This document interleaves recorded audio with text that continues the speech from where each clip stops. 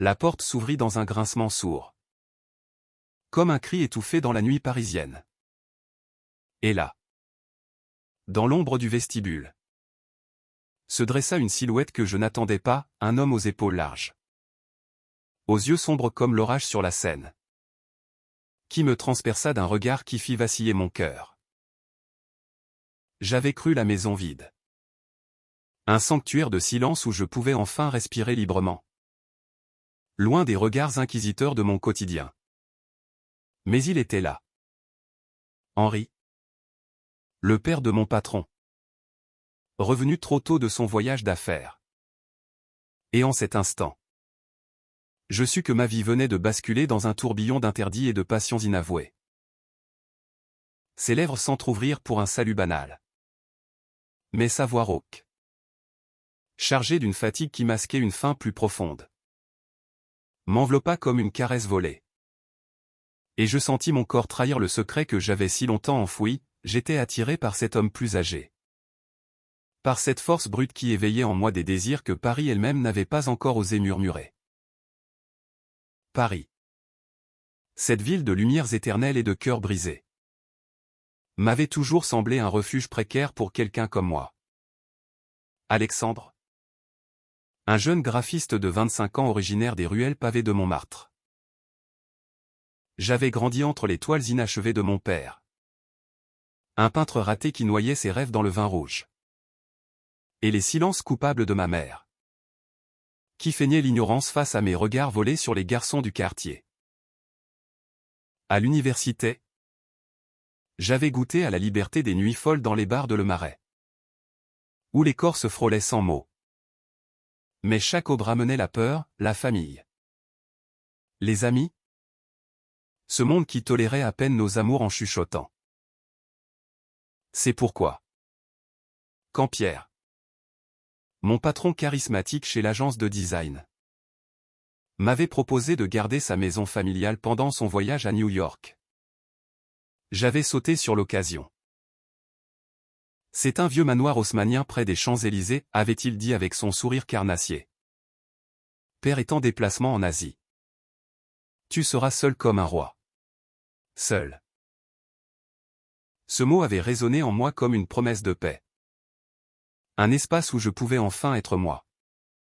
Sans masque. En écoutant du jazz tard dans la nuit ou en écrivant des lettres d'amour imaginaires à des fantômes. Le premier soir, je m'étais installé dans le salon au plafond voûté, orné de portraits ancestraux qui semblaient me juger de leurs yeux peints.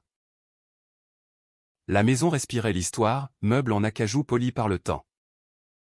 Tapis persans usés par des pas invisibles. Et une bibliothèque croulant sous les volumes reliés de Victor Hugo et de Proust. Ces âmes tourmentées qui avaient su nommer l'inexprimable. J'avais ouvert une bouteille de Bordeaux millésimée à un péché que je m'autorisais en l'absence des maîtres des lieux et je m'étais assis près de la cheminée, imaginant des scénarios où un amant secret franchissait le seuil. Mais la réalité, cette traîtresse, avait d'autres plans.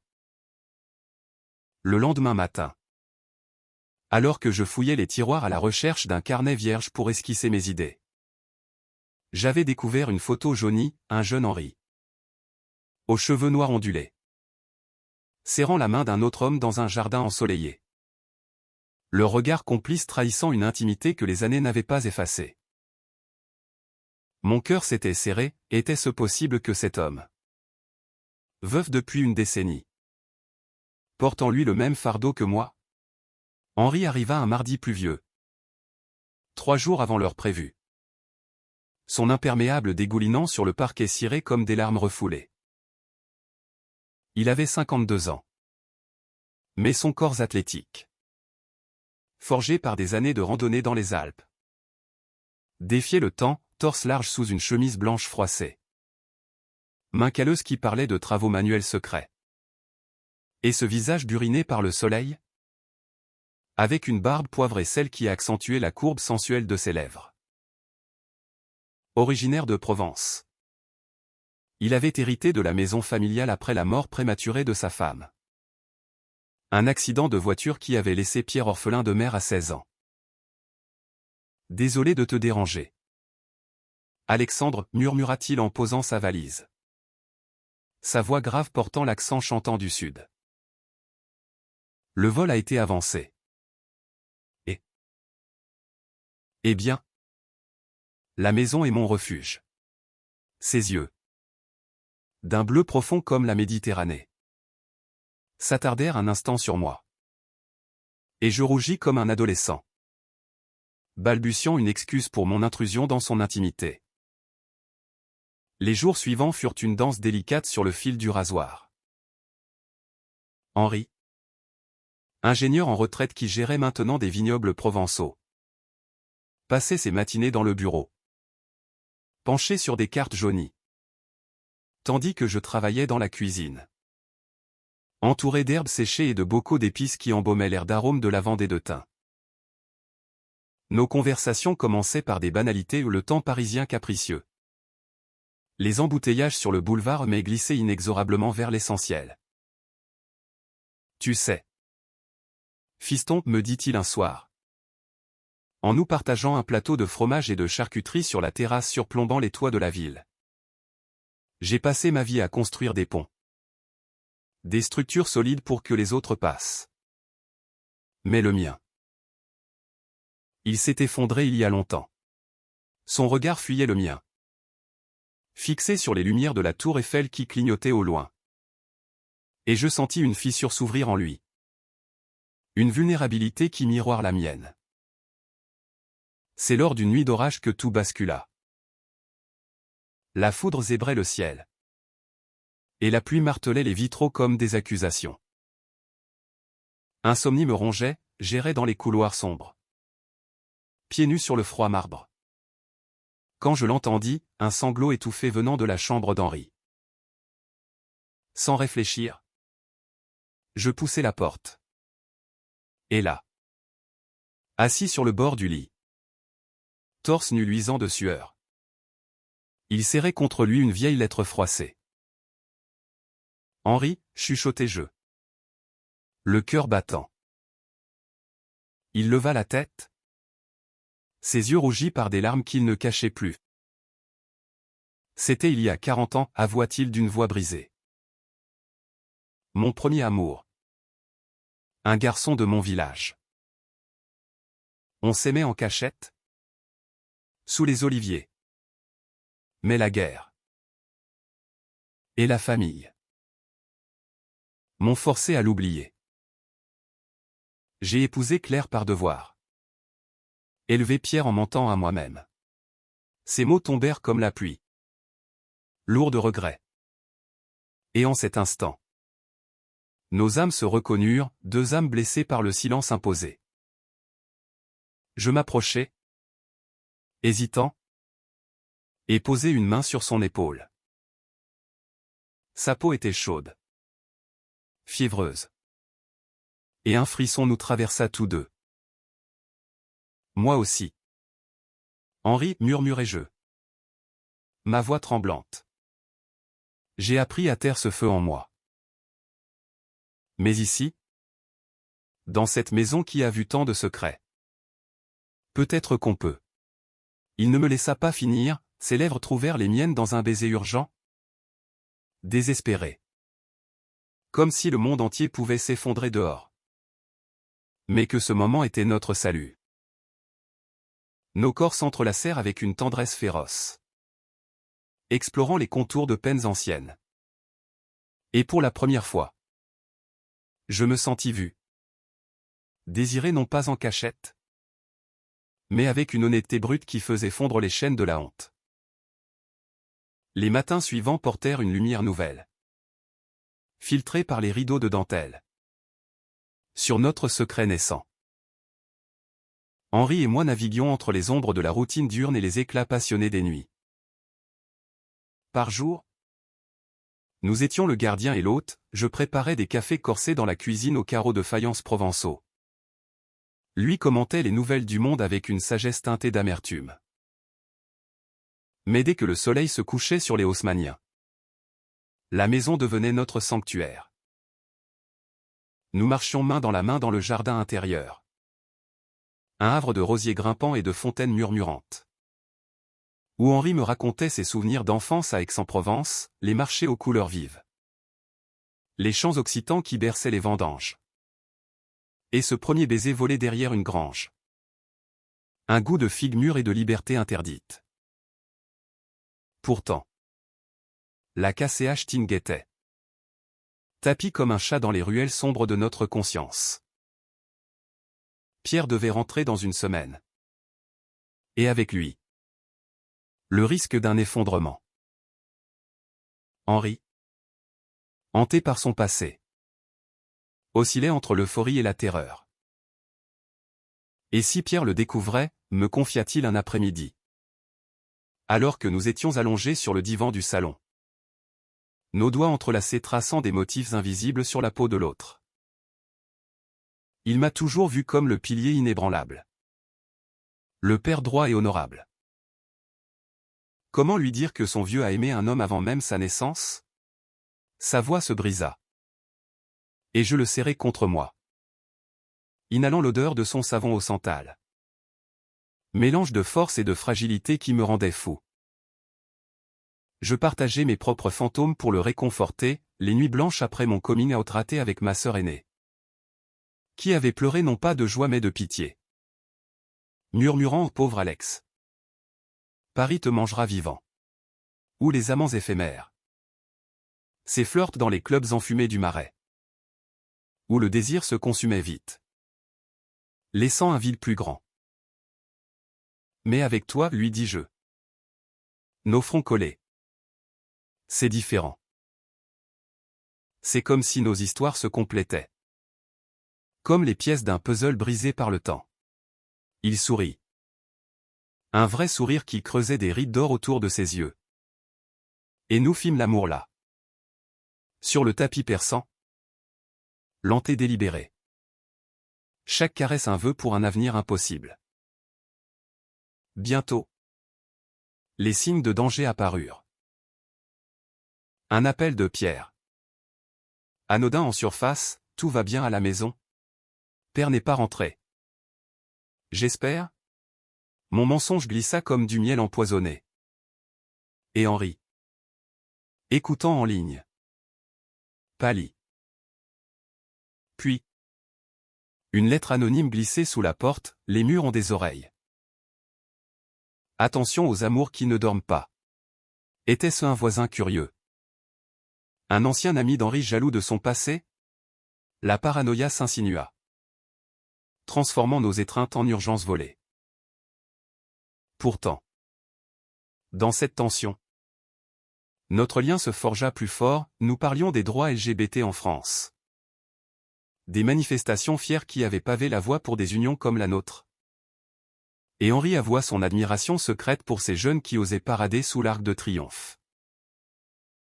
Un soir, lors d'un dîner improvisé au coq au vin mijoté avec amour, bougie vacillante, Henri sortit une boîte en velours usé. Dedans, un anneau d'argent gravé d'un olivier entrelacé. C'était à lui, dit-il. Les larmes aux yeux. Je l'ai gardé comme un talisman. Aujourd'hui, je te le donne, Alexandre, pour que notre histoire ne soit pas un fantôme, mais une flamme vive. Je l'enfilai, tremblant. Et nous scellâmes ce pacte d'un baiser salé de sel et de vin, ignorant que le destin frappait déjà à la porte. La tempête éclata littéralement et figurativement le jeudi suivant. Le ciel de Paris se déchaîna en un déluge biblique, inondant les boulevards d'eau et de regrets. Henri et moi, réfugiés dans la bibliothèque, feuilletions des volumes de Baudelaire, nos épaules se frôlant dans la lueur orangée de la lampe.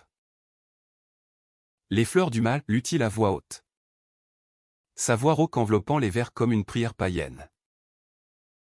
C'est nous, Alex, beau dans notre vice, damné dans notre pureté.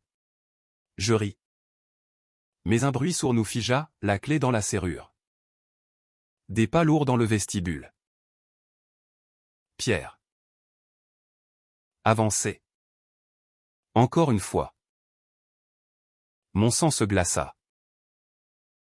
Henri bondit, me poussant derrière une étagère. Son visage un masque de panique. Cache-toi. Vite. Pierre entra. Trempé. Son sac jeté négligemment. Père? Alex? Quelqu'un. Sa voix portait l'écho d'une fatigue jetée. Mais aussi une suspicion naissante. Il arpentait la maison, allumant les lumières. Et je retins mon souffle, le cœur cognant comme un tambour de guerre. Henri sortit de sa chambre en hâte. Feignit la surprise, fils. Tu es tôt. Le vol? Pierre haussa les épaules. Mais ses yeux fouillaient, aiguisés par l'instinct. Tout va bien? J'ai eu un pressentiment. Et cette lettre bizarre que j'ai reçue. La nuit se mua en interrogatoire voilé. Autour de la table, sous la pluie qui ruisselait, Pierre pressa Henri de détails sur son retour anticipé. Et moi, jouant l'innocent, je servis le dîner avec des mains tremblantes. Alex? Tu sembles nerveux, nota Pierre. Son regard perçant comme une lame. 30 ans. Ambitieux. Hétéro assumé avec une fiancée en vue. Il représentait tout ce que j'admirais et craignais en Henri, la force patriarcale. Inflexible. Pourtant, sous la table, le pied d'Henri effleura le mien. Un signal électrique qui me rappela notre feu. Le lendemain, la tension grimpa. Pierre, cloué au lit par une grippe soudaine ou ironie du sort, nous força à une proximité forcée. Je veillais sur lui, apportant des tisanes, tandis qu'Henri errait comme un lion en cage. Dans un moment volé, aux toilettes, il me plaqua contre le mur. Son souffle chaud, je ne peux pas le perdre. Alex. Pas maintenant. Nos lèvres se heurtèrent. Brèves mais ardentes. Et je sentis son corps durcir contre le mien. Un rappel de ce que nous risquions. Puis vint la révélation. Pierre, fouillant dans le bureau d'Henri pour des papiers, trouva la boîte vide. L'anneau manquant à mon doigt. Qu'est-ce que c'est que ça, tonna-t-il en nous confrontant au salon. Henri blêmit. Mais je tins bon, serrant sa main. Pierre, écoute. Ton père et moi, nous nous aimons. Ce n'est pas un caprice, c'est la vérité qu'il a portée seul trop longtemps. Le silence s'étira, chargé de foudre. Et Pierre s'effondra en larmes. Non de rage, mais de douleur pour les années perdues. La confrontation dura des heures. Un ouragan émotionnel qui secoua les fondations de la maison. Pierre, le visage ravagé, alternait entre colère et incrédulité. Père, tu m'as menti toute ma vie. Maman. Était-ce un mensonge aussi? Henri, la voix chevrotante, s'ouvrit enfin comme une fleur nocturne, il raconta tout. Des amours juvéniles étouffés par la société des années 70. Au compromis forcé du mariage. À la solitude qu'il avait rongée après la mort de Claire. Je t'aimais, fils, plus que tout. Mais j'avais peur de te briser avec mes ombres. Pierre, secoué, se tourna vers moi, et toi? Alex? Tu profites de sa vulnérabilité? Sa voix était un poignard. Mais je répondis avec calme. Les yeux dans les siens, non. J'aime ton père pour l'homme qu'il est. Pas pour ce qu'il cache. Et toi? Tu peux choisir, nous rejeter. Ou nous accepter. Comme la famille que nous sommes. Les jours suivants furent un purgatoire de dialogue nu. Pierre, en convalescence, nous observait comme un juge antique. Mais petit à petit, des fissures de compréhension apparurent. Lors d'une promenade sous la pluie fine le long de la Seine, il confia ses propres doutes, une fiancée qu'il aimait mais n'excitait pas vraiment. Des nuits à questionner sa masculinité dans un monde binaire. Peut-être que je ne suis pas si droit que ça, admit-il. Rougissant. Henri et moi échangeâmes un regard complice, la maison. Jadis tombeau de secrets. Devenait berceau de vérité. Pourtant, le danger extérieur rôdait. L'auteur de la lettre anonyme se révéla, un cousin d'Henri. Bigot provençal. Qui avait espionné lors d'une visite surprise. Une confrontation téléphonique virulente s'ensuivit. Henri défendant notre amour avec une ferveur nouvelle, ma vie n'est pas ton tribunal. Raoul. L'amour n'a pas de genre, il a une âme. Pierre. À nos côtés. Pris le combiné, et si tu ne l'acceptes pas? C'est toi qui perds la famille. Le cousin raccrocha.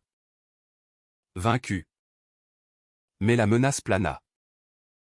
Rappelant les préjugés qui hantaient encore les campagnes françaises. Dans cette épreuve, notre romance s'approfondit. Henri m'emmena en escapade discrète à Versailles. Ou sous les bosquets taillés. Nous nous embrassâmes comme des rebelles royaux. Tu m'as sauvé. Alex, murmura-t-il. Ses mains dans mes cheveux. À mon âge. Je croyais le désir mort, tu l'as ressuscité. Nos nuits étaient des symphonies de corps et de mots. Explorant non seulement la chair mais les âmes. Partageant rêve de voyage en Provence. De vignes à planter ensemble. Au cœur de cette renaissance. Une crise médicale frappa Henri. Stressé par les révélations. Souffrit d'une crise cardiaque mineure. L'hôpital parisien. Avec ses couloirs stériles et ses bips monotones. Devint notre calvarie moderne. Pierre et moi veillâmes à son chevet. Nos mains se frôlant dans un geste de trêve. Merci d'être là, me dit Pierre. Les yeux humides. Pour lui. Et pour moi. Henri. Pâle mais souriant. Serra ma main, ne pars pas. Mon amour. Pas maintenant. La convalescence ramena une intimité forcée. De retour à la maison. Henri. Alité. Dictait ses mémoires à voix haute. Et je les notais. Transformant nos histoires en un récit partagé. Pierre. Touché. Proposa d'organiser une petite cérémonie familiale au nom un mariage. Mais une bénédiction queer. Avec des amis du marais invités en secret. Pour que papa ne soit plus seul, dit-il. Et Henri pleura de joie. Son cœur guéri par l'acceptation. Mais le drame culmina quand le cousin, furieux, alerta la presse locale provençale, publiant un article calomnieux sur le scandale familial. Les appels affluèrent. Les voisins chuchotaient. Et Henri, brisé, douta, suis-je égoïste de t'entraîner là-dedans? Alex? Je le confrontais. Passionné, non. C'est notre combat pour l'amour vrai. Celui qui défie les normes. Ensemble. Nous ripostâmes, une interview anonyme dans Têtu. Magazine LGBT iconique. Où Henri raconta son parcours. Inspirant des dizaines de témoignages. Pierre. Transformé. Avoua sa bisexualité naissante à sa fiancée. Qui le quitta ou une perte douloureuse. Mais libératrice. C'est grâce à vous, nous dit-il lors d'un dîner réconciliateur. Levant son verre. À la famille recomposée. L'été arriva. Torride et libérateur. Enveloppant Paris d'une brume sensuelle.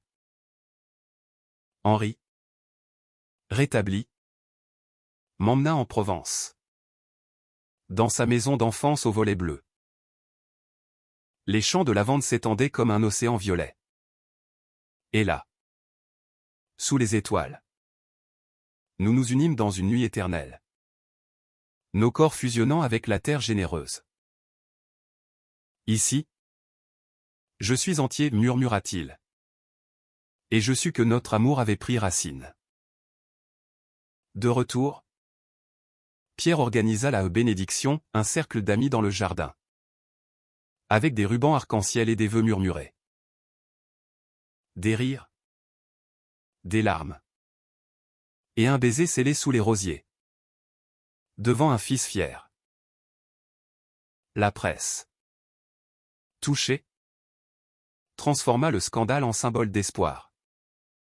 Avec des articles sur l'amour tardif et la résilience queer. Pourtant, un dernier obstacle, ma propre famille. Alertée par les échos médiatiques, débarqua à Paris. Mon père, bourru, et ma mère, larmoyante, nous confrontèrent. Un homme plus âgé? C'est du suicide social, tonna mon père. Mais Henri, avec sa dignité provençale, les invita à table, servant un festin qui fondit les glaces. L'amour n'est pas une question d'âge ou de genre, dit-il doucement. C'est une lumière dans la nuit.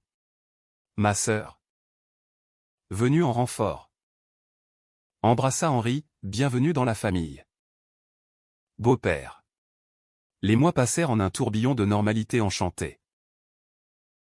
Nous voyageâmes, Rome pour les fontaines de Trévis. Où Henri jeta une pièce pour notre éternité, Berlin pour les clubs underground. Où il dansa pour la première fois librement. Pierre, en couple avec un artiste rencontré au Marais, nous présenta son amour. Et les dîners familiaux devinrent rites joyeux. Henri écrivit un livre. Ponts invisibles. Sur son chemin vers l'acceptation. Best-seller qui toucha des milliers. Moi, inspiré, lancer une série graphique sur des amours cachés. Dédiée à lui. Notre maison devint un havre pour d'autres, groupes de soutien LGBT. Où des jeunes comme le passé moi trouvaient des voix. Un soir d'hiver. Sous la neige rare de Paris. Henri s'agenouilla, épouse-moi. Alex. Pas pour la loi où nous l'avons depuis Pax mais pour l'âme. Je dis oui. Et notre union, célébrée au printemps suivant, fut un triomphe d'arc-en-ciel et de larmes heureuses. Aujourd'hui, des années plus tard, nous veillons sur Pierre et son mari. Sur nos neveux adoptifs qui courent dans le jardin. Henri. Cheveux grisonnants, mes yeux pétillants. Me serre encore la nuit, tu m'as rendu la vie. Et moi. Dans ses bras. Je sais que l'amour, ce pont fragile, a tenu face aux tempêtes. Il enseigne la tolérance, la vulnérabilité comme force. Et dans chaque regard complice, nous célébrons la victoire humaine, aimer sans peur. Vivre sans regret. Dans les rues de Paris, où les lumières dansent éternellement. Notre histoire murmure à ceux qui osent écouter, l'amour queer n'est pas une anomalie, mais le cœur battant du monde.